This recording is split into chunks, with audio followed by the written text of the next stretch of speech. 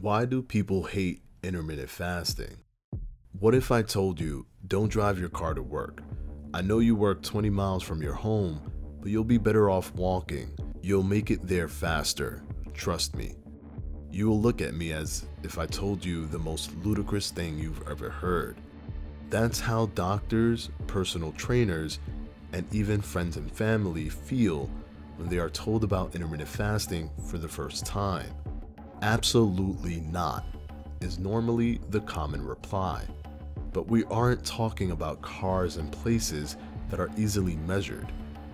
We're talking about health and fitness, which carries an infinite number of nuance and discovery.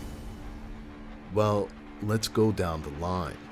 Your friend hearing about intermittent fasting for the first time is more than likely socially conditioned to reject this notion at first glance. Why? Because for decades, the media and nutritional advocates have pushed for consistently eating throughout the day. This is not only a halt to that perspective and notion, this is a complete about-face, a 180 reversal of that system. It isn't a simple change, it is a drastic change. But they may be easily dismissed in your search for what works for you simply because of their credentials. In your eyes, they may just not know what they are talking about. Well, now it's time for you to go to the gym and meet your personal trainer, and you want to let them know that you are looking into intermittent fasting. The likely response will be, absolutely not.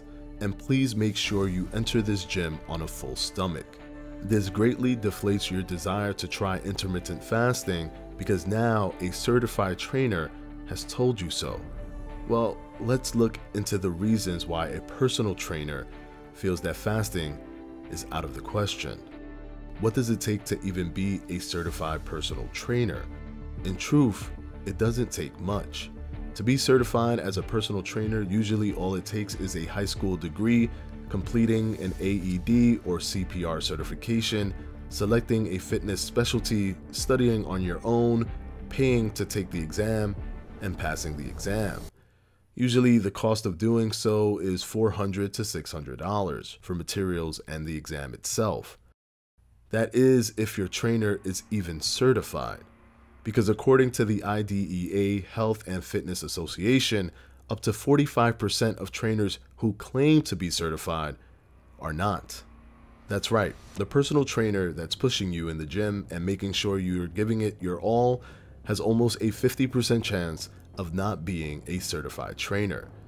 And it may be higher for traditional gyms since they are very lenient on credentials. Usually, all it takes is someone claiming to have a good knowledge and high interest in fitness. But this guy or girl is telling you that intermittent fasting does not work. And it makes sense to say that in his or her position. Nothing can really be gained from intermittent fasting.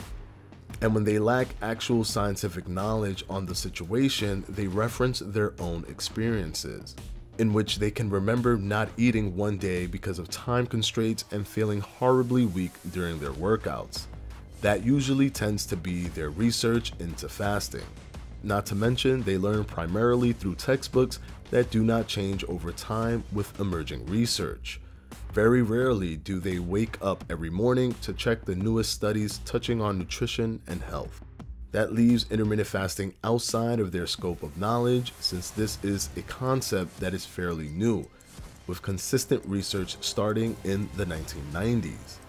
Also, many personal trainers aspire to do more than just personal training. You see, the fitness and health industry is a $30 billion industry in the United States alone and has been growing 3 to 4% annually for the last 10 years.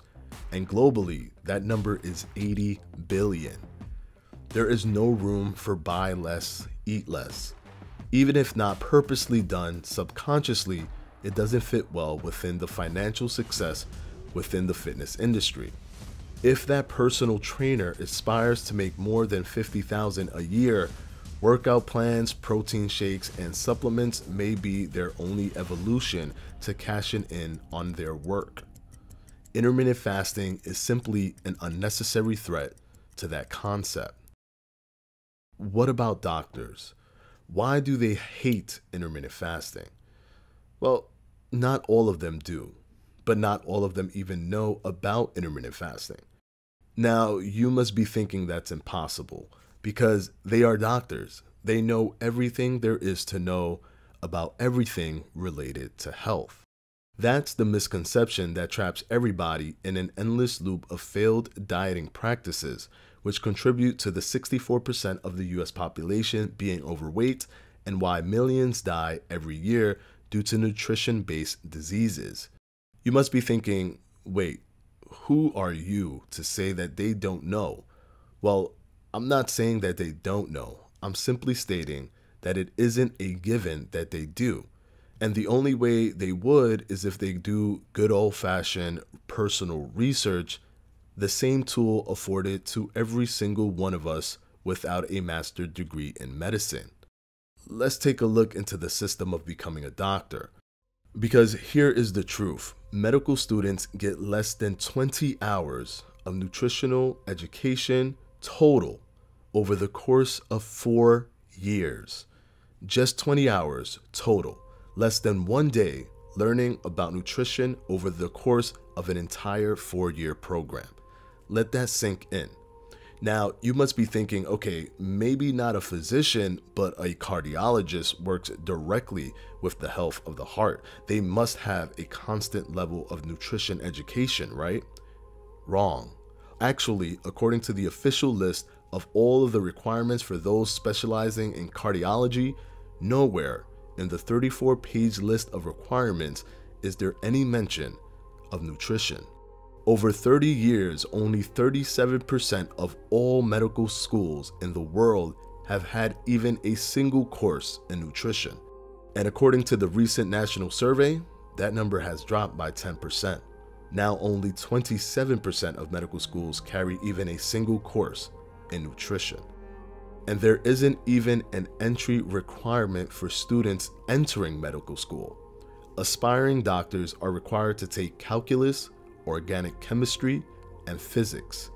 Nothing on nutrition, and irrelevant even to the practice of medicine.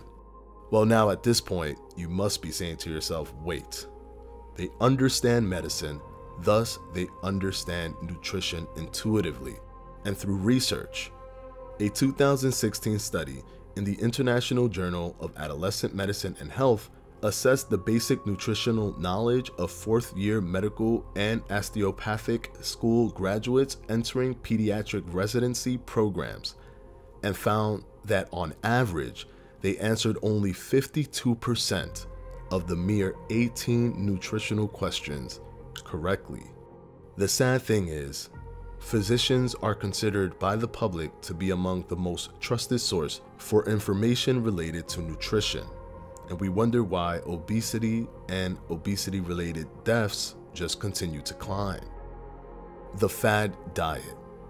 The argument used by all three opposing forces, the friend/family member, the personal trainer, and the doctor. It's only a fad diet, and you should stick to a balanced diet with reducing calories. Well, reducing calories could have been considered a fad diet as well. Studies have constantly shown that calorie reduction is directly connected to weight loss, but that was not always the go-to standard. People have been consciously dieting since the ancient Greeks. The word diet comes from the word dieta, which means lifelong regimen for health, a word derived from the ancient Greeks. However, they used a trial and error method that involved wrestling, avoiding intimacy, and walking around naked. They believed that these things will help with their health and nutrition. During the medieval times, the wealthy were able to afford a lot of food, which led to illnesses such as gout and bowel disease. Meanwhile, the peasants actually ate a balanced diet that consists of fasting as well as physical labor, which burned off any excess calories. They also did not have access to sugar. In 1558, a Venetian merchant named Luigi Cornaro became the first diet guru by writing the book The Art of Living Long. In the book, he refers to never eating to fulfill one's appetite, the first hint towards calorie restriction. In the 1700s, farming was fully established, so now the majority of people had access to a wide variety of foods, including sugar, and obesity started to increase at this time, and doctors would prescribe to eat less and even sprinkle hot sand on your body to sweat out fat. They also prescribed reading out loud, all for health and nutrition. In the 1800s, they actually prescribed ingesting tapeworms to help in the reduction of fat. It wasn't until the 1920s that calorie restriction was finally being understood as a consistent method of weight loss. So just because new research is showing that intermittent fasting is actually beneficial for health and fat loss doesn't mean it is invalid. Because as the past has shown us, we evolved to learn more through research and general practice. So is intermittent fasting a fad diet? Well, looking at the insane fad diets that we've had in the past that have come and gone, I would say no. These are some of those diets. 1903, In Vogue diet, chewing each bite 32 times for better digestion and weight loss. 1925, the cigarette diet, smoke a cigarette instead of eating food. 1928, the Inuit diet, eating only raw fish and whale blubber. 1976, the Sleeping Beauty diet, in which you were sedated for several days for weight loss purposes. 1996, Eat Right for Your Type diet, diets that were paired to your blood type. All of these have come and gone due to the scientific literature behind their validity to health and weight loss. But intermittent fasting has only grown since it was conceptualized as a method for health and weight loss back in the 1960s. So I wouldn't call it a fad diet. So it makes sense that online personalities selling products and personal trainers with visions of a future of prosperity may look at intermittent fasting as nothing more than a nuisance that needs to be removed from the public consciousness, while doctors lack the understanding to question old methodologies and tools. However, there only appears to be one issue this time around. The science is not on their side.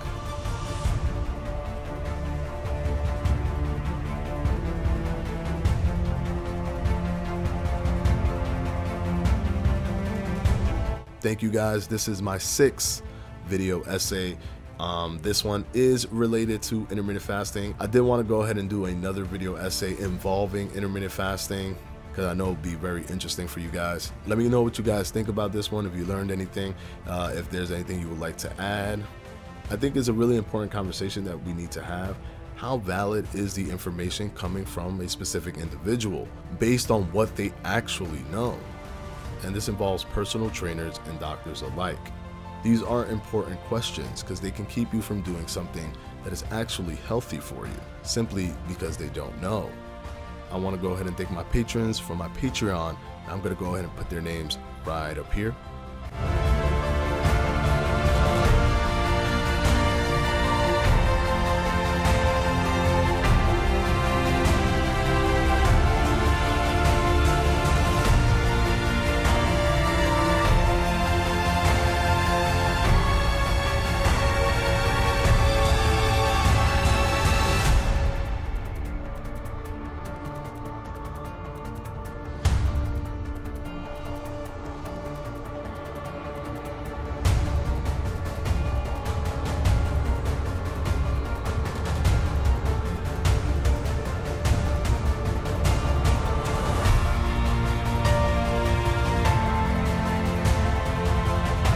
And as always, guys, I'll see you on Wednesday for another FAQ. Peace.